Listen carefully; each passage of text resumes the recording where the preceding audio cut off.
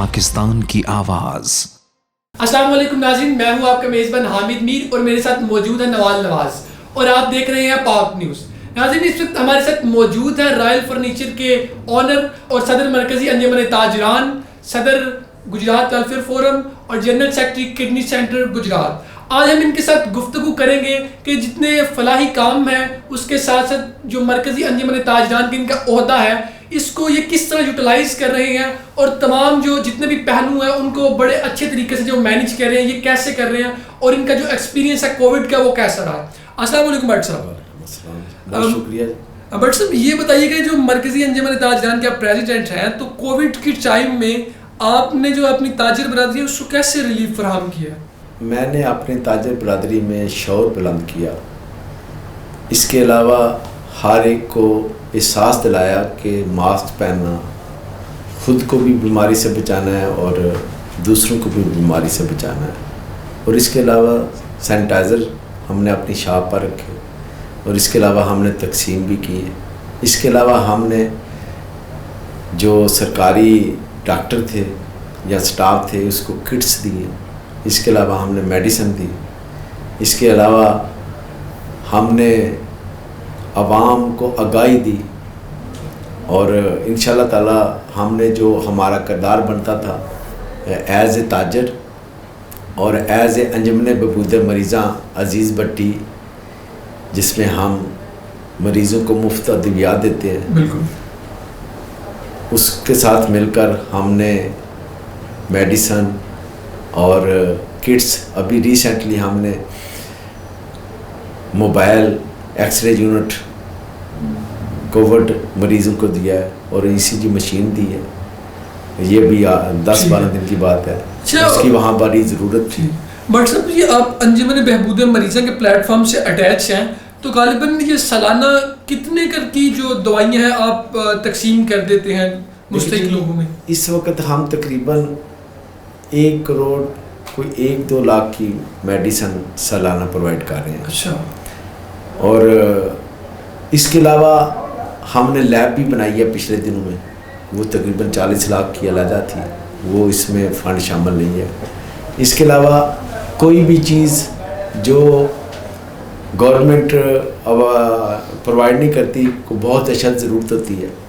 पंखे अगर कोई हॉस्पिटल में ज़रूरत हो तो हम अपने अंजुमन बहबूद मरीज़ां, हम अंजुमन से तो फ़ंड नहीं दे सकते, लेकिन हम अपने आप से जनरेट कर लेते हैं। ठीक है। मुहैयर हजरात खुद भी करते हैं और दूसरों से भी हम उनको रिक्वेस्ट करते हैं और हमें टारगेट अचीव करने में कभी मुश्किलात नहीं पेश। सर, ये किस तरह से अंजुमन बहबूद मरीज़ां ये किस तरह से मैनेज करती है ये सारा लोगों को अद्वियात मुफ्त फराहम करना? हम एक जॉइंट एडवेंचर बनाते हैं MS और उसकी टीम के साथ। जो मेडिसिन हॉस्पिटल में मौजूद होती हैं वो हम नहीं खरीदते। ठीक है। जो वो हमें कहते हैं कि हमें इनके अलावा इन मेडिसिन की ज़रूरत है, वो हम अपने मेडिकल स्टोर में रखते हैं। ठीक है। और जब हमारे वहाँ नुमाइंदे बैठे होते हैं, जो भी हमारे पास आता है उस हमारा एक फार्म लेता है, उस पर वो मेडिसिन लिख देता है, या कोई डॉक्टर हमें हमारे पास भेजता है तब भी हम दे देते हैं, या वैसे भी आ जाता है। जो मेडिकल स्टोर में मेडिसिन है वो चाहे कोई काला है, गोरा है, वो रिकमेंड डॉक्टर करता है, मुसलमान आए या कोई और भी बिला तफरीक है, मुसलमान शेख भी आए, हमारा काम है मेडिसिन देना। सर, गवर्नमेंट भी ये प्रोग्राम कर सकते हैं कि लोगों को मुफ्त अद्वियात मिले। आप क्या सजेस्ट करते हैं कि आप जो मेजर्स ले रहे हैं वो गवर्नमेंट को बताई जा सके? देखिए, हकीकत में जो साबका दौर था उसमें मेडिसिन की फंड ज़्यादा थे, उसमें मेडिसिन के फंड ज़्यादा थे और मियाँ शहबाज शरीफ साहब के दौर में उन्होंने वाकई ही हेल्थ पर ज़्यादा पर काम किया। लेकिन अब हालात ECG, अब CT स्कैन कराना हो तब भी उसकी फ़ीस बन गई है। पहले फ्री ऑफ कॉस्ट थी, रिसेंटली अब जो टेस्ट हैं उस पर भी ज़्यादा उन्होंने कर दिया है। इसी तरह मुख्तलिफ शोबों में, पर ये उनकी पॉलिसी होगी। लेकिन मैं समझता हूँ कि ये आवाम जो अजीज़ पट्टी में आते हैं वो बिल्कुल सफ़ेद पोश आते हैं। यहाँ CT स्कैन पर 1000 لگانا یا 500 لگانا یا ٹیسٹ پر لگانا زیادتی ہے. یہاں مثلا 2 ہی تو چیزیں ہیں جو گورنمنٹ کا کام ہے, ایک شہری کو امن دینا بالکل, اور دوسرا میڈیسن دینا. یہ 2 گورنمنٹ کی بنیادی کیا کہتے ہیں فرض ہیں. اب بالکل جو عام عوام کو نہیں, یہ ڈھانچہ بنتا تب ہے گورنمنٹ کا کہ جب گورنمنٹ یہ چیزیں فراہم کرے, ٹیکس تب ہم سے لے سکتی ہے. یہ قانون میں لکھا ہوا ہے, آئین آف پاکستان میں اور آئین آف USA اور UK میں, کہ گورنمنٹ ٹیکس وہ لے سکتی ہے جو یہ 2 چیزیں پہلے تھے. ٹھیک ہو گیا. اچھا بٹ سر مجھے یہ بتائیے گا, چونکہ آپ انسانیت کی خدمت میں پیش ہیں, اور یہ بات بہت میں فخر سے کہہ سکتا ہوں, بلکہ جو ہمارا دین اس بات کی ترغیب دیتا ہے کہ جو انسانیت کی خدمت کرتا ہے اللہ تعالیٰ انہیں باقی لوگوں سے سرفراز کر دیتا ہے. تو آپ کڈنی سینٹر میں کام کر رہے ہیں اور آپ اس کے جنرل سیکرٹری بھی ہیں, تو کڈنی سینٹر کا جو سفر تھا کس قدر مشکل تھا, اور جو ابھی اس کا نظام چل رہا ہے, وہ جو پروسیس چل رہا ہے, وہ کیسا چل رہا ہے؟ الحمدللہ انجمن ببودر مریضاں کے پلیٹ فارم سے ہم علمبرداری کی تقریب کر رہے تھے, تو ہم DC لیاقت چٹھا صاحب کو اپنے سپاس نامے میں بتایا کہ گجرات کے عوام ہم پر ٹرسٹ کرتی ہے اور ہمیں فنڈ دیتے ہیں جتنا مانگے. ہماری خواہش ہے کہ ہم کو نیا پروجیکٹ بنائیں. ہمارے پاس انجمن میں بھی فنڈ موجود ہے, اور ہماری خواہش ہے کہ آپ ہمیں کوئی رستہ دیں کہ کون سا پروجیکٹ بنائیں. تو انہوں نے ہمیں بتایا کہ مجھے اس وقت سب سے جو ڈیمانڈ آ رہی ہے, یا سب سے زیادہ ریکویسٹ آ رہی ہے, یا سب سے زیادہ مشکل پیش آ رہی ہے گجرات میں, وہ ڈائلسس کروانے میں غریب لوگوں کو یا بچوں کے اسپتال کے لیے. تو میری فرسٹ پرائرٹی ہے کہ آپ ڈائلسس کا یونٹ لگائیں. ٹھیک ہے. اور سیکنڈ چائلڈ اسپتال کیا. تو ہم نے ڈائلسس کا یونٹ لگانے کی ان کی تجاویز مان لی, اور ہم 3 بانی رکن ہیں, لیاقت چٹھا صاحب, میاں اعجاز صاحب جو اس وقت صدر ہیں کڈنی سینٹر کے, اور میں. یہ 3 دوستوں نے ہم پلان بنایا, اور گجرات کے کچھ 25 مہیر حضرات کو ہم نے DC لیاقت چٹھا صاحب کے گھر میں مدعو کیا, اور وہاں ہمیں 3-3.5 کروڑ فنڈ فرسٹ ٹائم مل گیا. ماشاءاللہ بڑی اچیومنٹ ہے کہ فرسٹ ٹائم ہی. یہ آج سے 5-6 سال پہلے کی بات. اور 44 مرلے جگہ ادھر محمود عاجز بیگم کی پرنس چوک میں موجود تھی, وہ حلال عمر کو دے گئی تھی. وہ جگہ ہم نے ٹارگٹ کی, اور ہم نے وہاں نقشہ بنا کے کام شروع کر دیا. ہمیں فنڈ کی کمی نہیں آئی گجرات کے مہیر حضرات میں. اس میں سروس فیکٹری ہو, جو مبشر ہو, اس کے علاوہ GFC فین والے میاں اعجاز صاحب ہوں, میں ہوں, اس کے علاوہ ندیم علی صاحب, زیب بٹ صاحب, اسی طرح گجرات کے مہیر حضرات نے دل کھول کر اس میں فنڈ دیے. اور آج الحمدللہ ہمارے پاس 43 مشین ہیں. ٹھیک ہے. اور 97 ڈائلسس اس وقت ڈیلی ہو رہے ہیں ماشاءاللہ, اور اس میں 92 فری آف کاسٹ ہیں. ٹھیک ہے. ٹوٹل کتنے ہو رہے ہیں؟ 97 روزانہ ڈیلی ہو رہے ہیں, اور 92 فری آف کاسٹ ہو رہے ہیں. اور 8% جو ہے اس میں کچھ پارشل ہیں اور کچھ فل پیمنٹ ہیں. جو سب استطاع لوگ یہاں آتے ہیں وہ کہتے ہیں کہ ہم پیمنٹ کرنا چاہتے ہیں. اور الحمدللہ اس میں اس وقت کوئی گورنمنٹ ہمیں فنڈ نہیں دے رہی. سب گجرات کے مہیر حضرات اس کو چلا رہے ہیں, اور ہر مہینہ اس وقت جو ہماری کاسٹ آ رہی ہے وہ تقریباً 80 لاکھ روپے آ رہی ہے. ٹھیک ہو گیا. 80 لاکھ روپے اس وقت ہم ڈیلی اس پر اخراجات کر رہے ہیں, اور گجرات کے اور اوورسیز دوست اس کو پورا کر رہے ہیں. ٹھیک ہے. اور ہم ماہانہ اس کو فنڈ دیتے ہیں. ٹھیک ہے. تو اب جو اس کی ایگزیکٹو باڈی ہے اس میں کتنے لوگ شامل ہیں؟ گجرات کے کچھ تقریباً اس وقت کو 30 کو لوگ اس کی ایگزیکٹو باڈی میں. ٹھیک ہے جی. سر زیادہ تر آپ کی آرگنائزیشن فنڈنگ پہ چل رہی ہے؟ بالکل.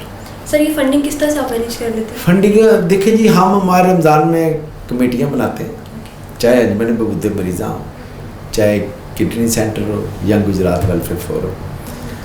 جو تو ہم سے رابطے میں رہتے ہیں ان کو بھی ٹیلی فون کرتے ہیں, جو ماہانہ دیتے ہیں. اس کے علاوہ رمضان میں ہم مارکیٹ میں بھی جاتے ہیں اور مخیر حضرات کے پاس بھی جاتے ہیں اور ہمیں کبھی کمی نہیں آئی. ٹھیک ہے. جب ان کے پاس جاتے ہیں وہ دل کھول کر چندہ دیتے ہیں. تو الحمدللہ ہر سال فنڈ میں اضافہ ہی ہوا ہے. تو پاکستان اس بڑا چیریٹی میں کنٹریبیوٹ کرتی ہے. ہاں جی, گجرات بھی اس میں کسی سے کم نہیں ہے. گجرات والے اہل گجرات کے مخیر حضرات. ٹھیک ہے سر, آپ پریزیڈنٹ بھی ہیں ویلفیئر پروگرام کے. آپ کا ویلفیئر پروگرام کس طرح سے عوام کو فیسیلیٹیٹ کر رہا ہے؟ بنیادی طور پر آج سے کچھ 6 سال پہلے میرا بیٹا, نوجوان بیٹے تھا, وہ کینسر سے, پیٹ معدے کے کینسر سے فوت ہو گیا تھا. تو اس وقت میرے اندر ایک جذبہ تھا کہ میں جیسے میرے پاس وسائل بھی ہیں تو میں کچھ نہیں کر سکا. تو جن کے پاس وسائل نہیں ہیں ان کے جو مریض ہیں ان پر کیا بیتتی ہوگی. تو میں ایک ہم نے پھر مختلف NGOs کیے. انجمن بہبود مریضاں سے کچھ دوست آئے, کچھ ڈیسنٹ ویلفیئر سے آئے, کچھ دوست فضل ویلفیئر سے آئے. اسی طرح 5-6 NGO کے ہم ایک جو کریم تھے وہ اکٹھے ہوئے. اس میں ہم نے ایک گجرات ویلفیئر فورم کی بنیاد رکھی اور اس کا مین کاز کینسر کا ہاسپٹل بنانا اور اس میں لوگوں کو ریلیف دینا. اس کے علاوہ ہم سوشل سیکٹر میں بھی کام کرتے ہیں, ایجوکیشن میں بھی کام کرتے ہیں. اس کے علاوہ ہم ہیلتھ میں بھی کام کرتے ہیں. 2 شعبے ہیں گجرات ویلفیئر فورم میں, ایک سوشل سیکٹر اور ایک گجرات کینسر. ان دونوں کے فنڈ علیحدہ ہیں. جو گجرات کینسر میں فنڈ دیتا ہے گجرات کینسر میں لگتے ہیں, جو سوشل سیکٹر میں گجرات ویلفیئر فورم کو دیتا ہے وہ سوشل سیکٹر میں لگتے ہیں. ٹھیک ہے. اور اس وقت جو گجرات کینسر کی سنگ بنیاد کی تقریب رکھی تھی ہم نے, پہلے چٹھا صاحب کے دور میں کچھ دوست تھے ہمارے قطر میں, ادریس انور صاحب اور راشد رفیق بٹ صاحب. ان کی کوئی دوستی تھی میاں نواز شریف کے ساتھ. کچھ لوگ چاہتے تھے کہ ہم گجرات کے لیے کام کریں. وہ ہمارے ساتھ بیٹھے اور ہم نے ایک MOU سائن کرنے کی کوشش کی کہ آج سے کچھ عرصہ پہلے میاں نواز شریف کی گورنمنٹ کے وقت ایک 26 ضلعوں کا لانچ ہوا تھا کہ یہاں کینسر کے ہاسپٹل بنائے جائیں گے, اس میں گجرات شامل ہے. تو ہم نے ان کو پہلے کنوینس کیا کہ آپ اس کو گجرات کو اپنی دوستی کے ناطے یا اپنے دعوے کے ناطے اس کو ایڈ کروا دیں. اس کے دوران پھر ہمیں 110 کنال یہاں وینس کے پاس گورنمنٹ کی پولیس تھی, تو اس پر ہم نے فیزیبلٹی رپورٹ بنائی. اس پر ہم نے 3D پر نقشہ بنایا. تو ایک جاسم فاؤنڈیشن تھی قطر کی, وہ کہتی تھی کہ میں آپ کو ہاسپٹل بنا دوں گا, لیکن ہماری ایک ریکویسٹ ہے کہ ہمیں ادھر کوئی جگہ الاٹ ہو جائے جہاں ہم شکار کر سکیں. لیکن یہ پروجیکٹ چل ہی رہا تھا. MOU لیٹر بھی لکھے گئے, وہ معاملات ہم نے, لیکن وہ گورنمنٹ چلی گئی تو ہم بہت سختے میں آ گئی پورے جو گجرات ویلفیئر فورم میں. لیکن ہم نے ہمت نہیں آ رہی. ہم نے 32 مرلے کا پلاٹ لیا, 50 لاکھ میں نے دیا تھا جو میرے شروع زمین خریدنے کے لیے. اسی طرح لطیف مرزا صاحب انہوں نے 12 مرلے کا پلاٹ دیا. تو 32 مرلے کا پلاٹ ہم نے جس پر سنگ بنیاد رکھا, لیکن وہاں دوستوں نے کہا کہ یہ جگہ کم ہے. تو الحمدللہ آج ہمیں 8 کنال اور کچھ مرلے چودھری محمد اشرف ڈلو اور چودھری بشیر احمد ڈلو نے ہمیں وقف کرنے کے لیے, عطیہ کرنے کے لیے ہمیں وہ فرض بھی دے دیا ہے, اور اس کا پروسیس چل رہا ہے. 2-4 دن میں وہ گجرات ویلفیئر فورم کے نام پر وقف ہو جائے گی. ٹھیک ہے. اور جو پہلے 32 مرلے جگہ ہے وہ بھی وقف ہے. تو الحمدللہ جس طرح کڈنی سینٹر آج گجرات کی پہچان بنا ہوا ہے, اور جب بھی میری خواہش تھی, مجھے بعد میں احساس ہوا کہ میں وہاں بھی ہم رکھ سکتے تھے. یہ میٹنگ ہال تھا, ہم آپ کو وہاں وزٹ بھی کراتے. اور نیکسٹ جب آئیں میں آپ کو کڈنی سینٹر کا وزٹ کراؤں گا, کینسر ہاسپٹل کا بھی وزٹ انشاءاللہ ضرور, اور انجمن بہبود مریضاں کا بھی وہاں جو ہم. اچھا, اس میں ایک چیز بتائیے کہ جو کڈنی سینٹر میں لوگ آ رہے ہیں وہ کتنی دور سے یہ منڈی بولدین سے بھی آتے ہیں, اچھا یہ کڑیالے سے بھی آتے ہیں, ٹھیک ہے, یہ کھاریاں سے بھی آتے ہیں, کوئی تفریق نہیں ہے, جو جہاں سے آ کر ضرورت مند ہے اسے دے دے. ہاں اس وقت اس کو ایڈوانٹیج ملتا ہے جب نئی مشینیں ہم آتی ہیں. ہم شروع ہوئے تھے 10 مشینوں سے, اب اس وقت 43 مشینیں. جب نئی مشینیں آتی ہیں تو اس میں تھوڑا سا بوسٹ ملتا ہے پیشنٹ نئے آنے میں, لیکن ہم تفریق نہیں کرتے. جو ڈیزرونگ ہے یا جس کی ایک نمبرنگ لسٹ بنی ہوئی ہے اس کے مطابق, جو جس کا نمبر ہے اس کے نمبر کے مطابق کوشش کرتے ہیں کہ میرٹ پہ کام ہو. ٹھیک ہو گیا. اچھا اس میں یہ بتائیے گا چونکہ آپ سابقہ صدر رہ چکے ہیں پاکستان مسلم لیگ نون کے, اور آپ بڑے سخت پاکستان مسلم لیگ نون کے جالے بھی ہیں اور نواز شریف کے عاشق بھی ہیں, تو آپ کیا سمجھتے ہیں کہ نواز شریف کو پاکستان میں واپس نہیں آنا چاہیے چونکہ وہ کنوکٹڈ بھی ہے سپریم کورٹ آف پاکستان سے؟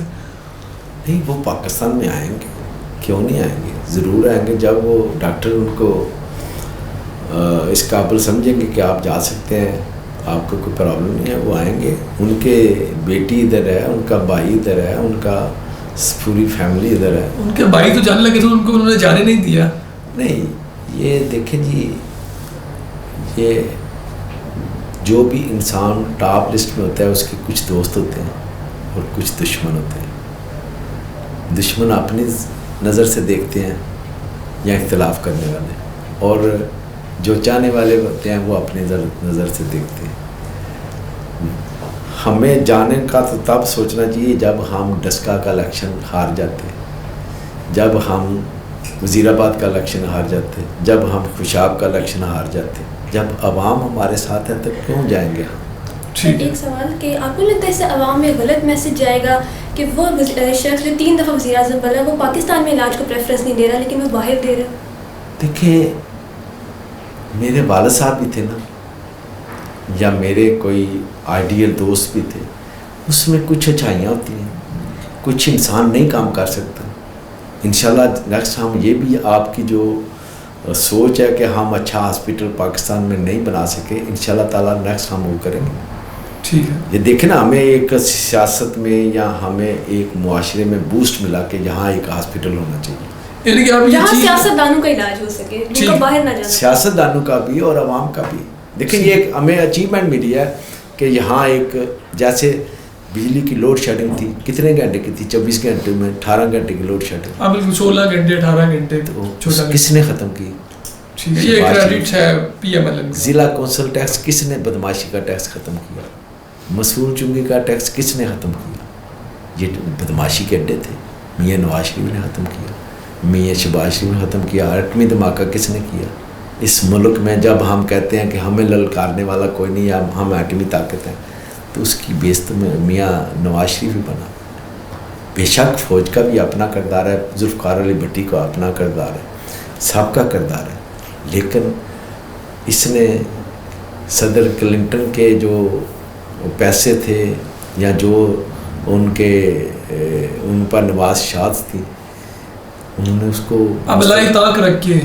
ٹھیک ہے. اچھا اس میں ایک اور چیز بتائیے گا, 2018 کے جو الیکشن ہوئے اسے آپ کیسے دیکھتے ہیں کہ وہ کیا فیئر الیکشن ہوئے تھے؟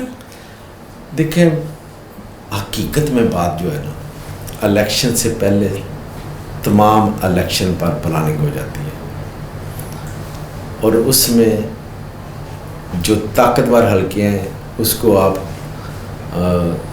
خود فرشتے کہہ لیں, اس کو آپ یہ فرشتے کون لوگ ہیں سر؟ یہ فرشتے 2013 میں نہیں تھے جو بھی میں آپ کی بات کر 13 میں بھی ہیں. انہوں نے پلان کرنا ہے کہ ہم نے کس جماعت کو کتنی سیٹ دینی ہے, کس جماعت کو کتنی سیٹ دینی ہے, اور انہوں نے ہمیشہ پاکستان کی بدقسمتی ہے کہ ابھی تک جو ہم آزاد تو کہہ سکتے ہیں اپنے آپ کو, لیکن ہم ابھی بھی انگریزوں کی جو غلامی ہے اس سے نکل گئے ہیں, لیکن ابھی بھی جو وڈیرے ہیں یا وڈیرے میں طاقتور حلقے کہہ سکتے ہیں, یا جو طاقتور کہہ سکتے ہیں, جو بدماش بھی کہہ سکتے ہیں, اس میں ہم ان کے غلام. سر مخالفین یہ بات کرتے ہیں کہ نون لیگ ایک ٹکراؤ کی پالیسی لیتی ہے اداروں کے ساتھ. پیپلز پارٹی میں ذوالفقار علی بھٹو کو پھانسی لگ گئی, لیکن ابھی بھی وہ ایک سسٹم میں رہ کے وہ اداروں کے ساتھ لڑتے نہیں ہیں. کہ کہا جاتا ہے کہ جب پاور سے چلی جاتی ہے نواز لیگ تو پھر یہ اداروں کے ساتھ لڑنے پہ آ جاتی ہے. بس جب انسان کوئی فیصلے کرتا ہے, اگر انہوں نے لوڈ شیڈنگ کا فیصلہ کیا ختم ہو گئی, انہوں نے اس کے علاوہ جو ڈالر ریٹ تھا اس کو ایک بیلنس رکھا, مہنگائی کو ایک بیلنس رکھا, اسی طرح مقصد امن و امان میں زیادہ کردار نواز شریف تھا, جس میں دور میں دہشت گردی کو ختم کیا گیا تقریباً 90% فوج کی مدد سے. یہ دو چیزیں ختم کی انہوں نے. اگر کوئی ان کے مائنڈ میں تھا کہ پاور پالیٹکس جڑی ہے وہ قومی اسمبلی ہونی چاہیے یا صوبائی اسمبلی ہونی چاہیے, وہ اختلاف ہو سکتا ہے ادارے نال.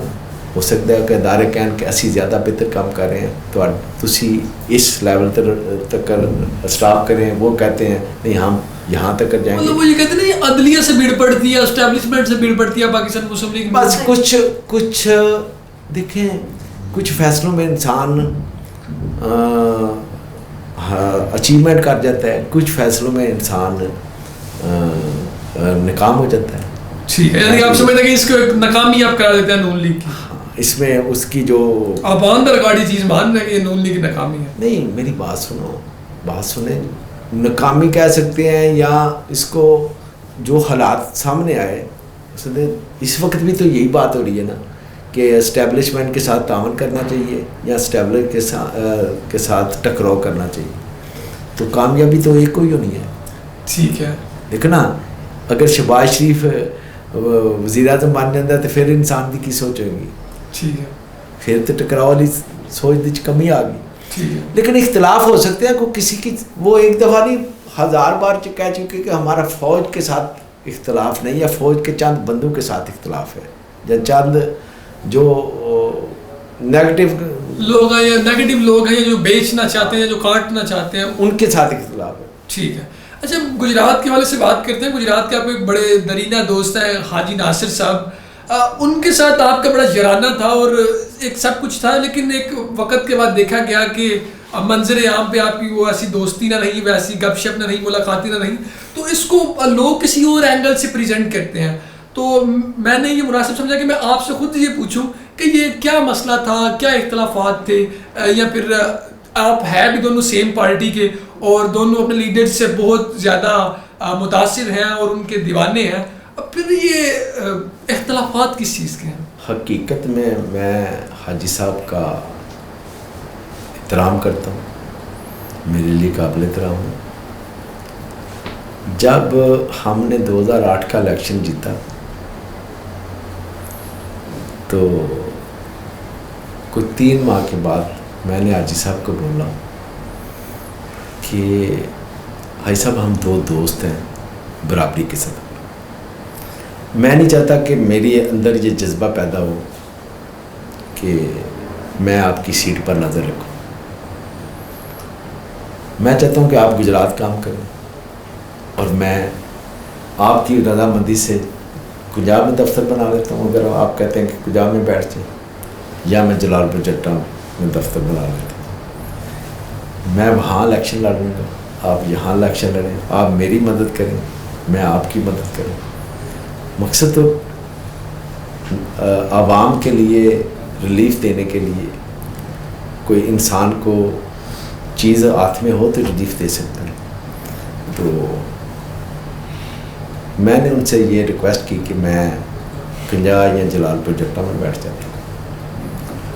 انہوں نے کہا کہ آپ پلیز, ہم دونوں نئے آدمی ہیں, ہم ابھی کمپلے ہیں, ہمیں یہاں ہی کام کرنا چاہیے. صوبائی اسمبلی پہ میں رہوں گا, اور جب بھی کارپوریشن, اس وقت تو میونسپل ٹی ایم اے تحصیل کارپوریشن, سال کے بعد الیکشن ہوئے یا 6 مہینے کے بعد یا 2 سال کے بعد الیکشن ہوئے, آپ ادھر چلے جائیں.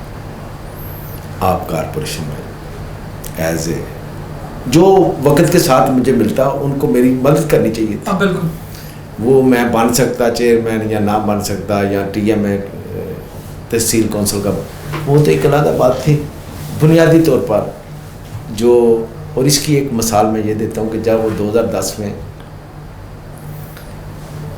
MPA سے جب گورنمنٹ نے یا سپریم کورٹ نے ان کو نااہل قرار دے دیا تو پوری پارٹی نے مجھے مجبور کیا کہ آپ امیدوار بنیں، بے شک آپ کچھ نہ بولیں، کاغذات جمع کرائیں. عمران ظفر تو کوئی اتنا پارٹی میں کوئی بہت زیادہ اٹیچ نہیں تھے، لیکن میں نے ان سے وعدہ کیا ہوا تھا کہ یہ سیٹ آپ کی ہے، چاہے آپ نائل ہوں یا آپ ڈیتھ بھی ہو سکتی ہے یا آپ بیمار بھی ہو سکتے ہیں، یہ سیٹ ان کی تھی. میں نے کاغذات جمع نہیں کرائے، میرے ساتھ پارٹی بھی ناراض ہوئی، میرے ساتھ دوست بھی ناراض ہوئی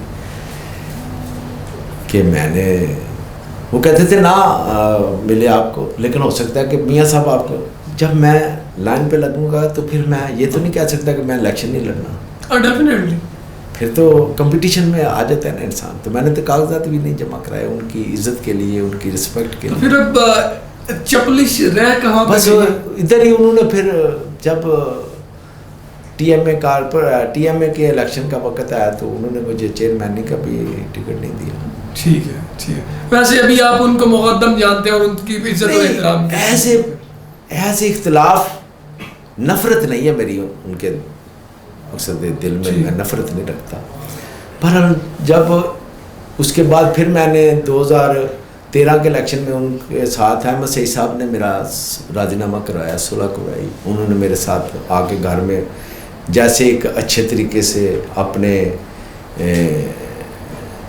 زیادتی کا ازالہ کرنے کی کوشش کی. میں اس کو اچھے لفظ میں بول رہا ہوں نا، بجائے کہ میں ایسا لفظ بولوں کہ انہوں نے اپنی جو سابقہ پرابلم تھے ان کو حل کرنے کی مجھے یقین دہانی کرائی کہ میں اب موقع نہیں دوں گا. ٹھیک ہے. لیکن بہرحال اس کے بعد الیکشن کا جب وقت آیا تو اب وہ یہ خلات کے نشیب و فراز کہہ سکتے ہیں. ان کو دیکھیں، میں تو ان کے برابر تھا نا، جو نیا آنے والا ہے وہ حاجی صاحب کے برابر تو نہیں بیٹھ سکتا. ٹھیک ہے. میں نے ان کو MPA بنانے میں پہلے مجھے پتا ہے کہ میں نے کس کس کی مدد کس طریقے سے لی، ان کو بھی پتہ ہے اور مجھے بھی پتہ ہے کہ ہم کیا تھے. ہاں ٹھیک ہے. ہمیں کس طرح اللہ تعالیٰ کی رحمت اور غریبوں کی دعاؤں اور دوستوں کی مہربانی سے ہم MPA بن گئے. چلیں، یہ ایک آپ نے بڑے اچھے انداز میں، مطلب اتنی مسائل ہونے کے باوجود بڑے اچھے انداز میں انہیں یاد کیا، تو یہ آپ کا سمجھتا ہوں میں بڑپن ہے. آپ کا بہت شکریہ بٹ صاحب کہ آپ نے بڑے اچھے مطلب انداز میں جتنے بھی فلاحی کام ہیں ان کی. ہمارا اس وقت ایک ہی مشن ہے میری زندگی کا کہ اللہ تعالیٰ مجھے گجرات کینسر اسپتال بنانے کی ہمت دے، اس کا سنگ بنیاد اور اس کو تکمیل کرنے کی.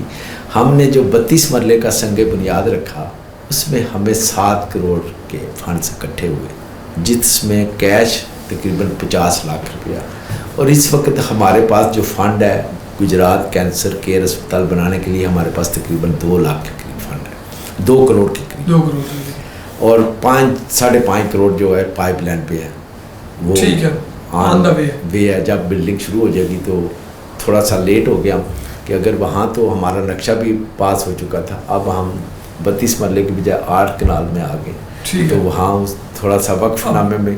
لیکن میرا اب زندگی کا ایک ہی مشن ہے کہ اللہ تعالیٰ مجھے ہمت دے اور گجرات کے مہیا حضرات کو ہمت دے اور صحت دے کہ ہم گجرات میں کینسر ہاسپٹل کو پایا تکمیل پر پہنچا سکیں اور اس پر غریب اور مستحق اور مجبور مریضوں کا مفت علاج کروا سکیں. ٹھیک ہے، بہت شکریہ بٹ صاحب، آپ نے بڑے مفصل انداز میں گفتگو کی.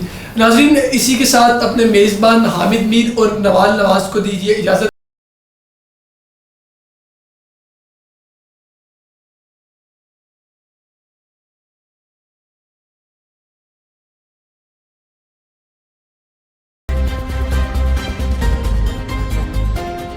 پاک نیوز، پاکستان کی آواز.